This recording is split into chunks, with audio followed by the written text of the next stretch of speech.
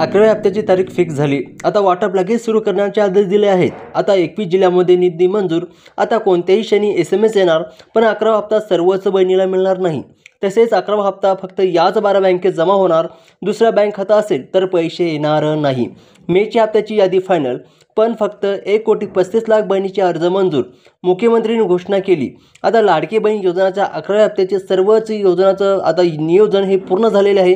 आता 21 जिल्ह्यात वाटपाला मंजुरी दिलेली आहे, पण हे पैसे सर्वच बहिणीला मिळणार नाही। ज्या बहिणी हे 4 नियम पाळतील आणि 2 कागदपत्र जमा करतील त्यांनाच 11वा हप्ता लगेच जमा होणार आहे। आता हे कोणतेही नियम 2 कागदपत्र आहेत आणि कोणते 4 नवीन नियम 11व्या हप्त्यासाठी लागू केले आहेत लगेच पाहून घ्या। जर 11व्या हप्त्याच्या यादीत नंबर लावायचा असेल तर तुम्हाला हे 2 कागदपत्र जमा करावे लागतील। 11व्या हप्त्याचे नियोजन पूर्ण झालेले आहे। मुख्यमंत्र्यांनी अजितदादांनी दिली माहिती। लाडक्या बहिणीच्या निधीत नियोजन करे अशी माहिती। उपमुख्यमंत्री अजित पवार यांनी दिल्या लाडक्या बहिणीला तातडीने पैसे देण्याचा प्रयत्न केलेला आहे। आता बजेटमध्ये तरतूद केलेली आहे। 11व्या हप्त्यासाठी आता सरकारने 21 जिल्ह्यांमध्ये वाटपाला मंजुरी दिलेली आहे। मे महिन्याचा हप्ता जमा होत आहे, पण मे महिन्याचा हप्ता जर तुम्हाला पाहिजे असेल तर एक काम तुम्हाला अर्जंट करायचं आहे, अशी सूचना सरकारने दिलेली आहे। आता लाडक्या बहिणीसाठी एप्रिलच्या हप्त्याचा उशीर झाल्यामुळे मेचा हप्ता अर्जंट सुरू करण्याचा आदेश दिलेला आहे। स्वतः मुख्यमंत्र्यांनी आदेश दिला। आता येणाऱ्या 3 ते 4 दिवसांमध्ये लाडक्या बहिणीच्या पैशाचा वाटप होणार आहे। स्वतः महिला बालविकास मंत्री आदित्य तटकरे यांनी वेळापत्रक सांगितले आहे आणि जवळपास 2,52,00,000 पेक्षा अधिक महिलांना आम्ही दर महिन्याला हे लाभ त्या ठिकाणी पोहोचवत आहोत। लाडक्या बहिणीसाठी मुख्यमंत्री माझी लाडकी बहीण या योजनेसाठी जवळपास 36,000 कोटीची तरतूद मे महिन्याच्या 11व्या हप्त्यात लाडक्या बहिणीच्या खात्यात जमा होणार आहे। पण त्यासाठी हेच 12 बँक खाते आवश्यकता। तुमचे जर दुसऱ्या बँकेत खातं असेल तर तुमच्या पैसे मिळणार नाही। बँक खात्याचे नियम आलेले आहेत। सोबतच 4 नवीन नियम आता बहिणीला पाळावे लागणार आहेत। 2 कागदपत्र मागवले तुमच्याकडे सरकारनं करा, त्यामुळे ज्या बहिणीला लवकरात लवकर हे 2 कागदपत्र जमा करतील त्यांना लगेच पैसे मिळतील आणि ज्या बहिणीला कागदपत्र जमा करणार नाही त्यांना मेचा हप्ता अजिबात मिळणार नाही।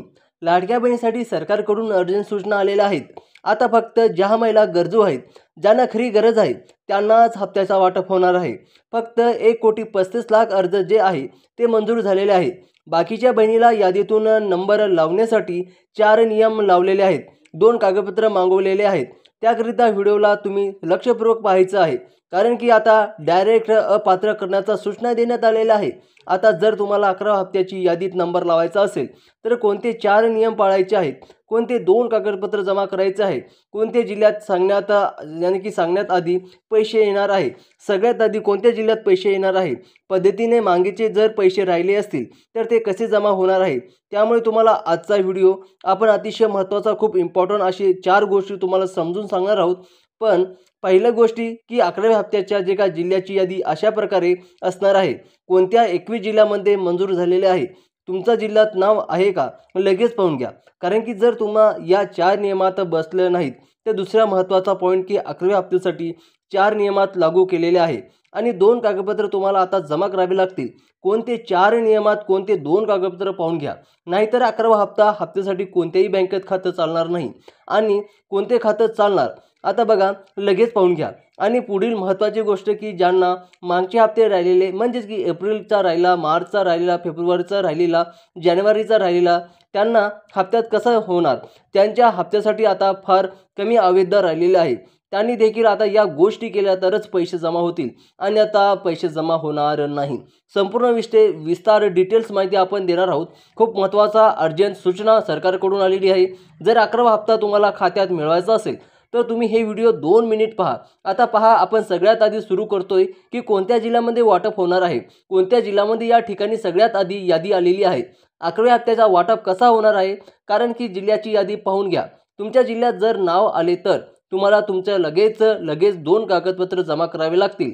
हे 2 कागदपत्र कोठून काढायचे आणि ते तुम्हाला सांगतो, कारण त्याशिवाय तुम्हाला हप्ता मिळणार नाही आणि त्यानंतर कोणत्याही बँकेत हप्ता येणार नाही।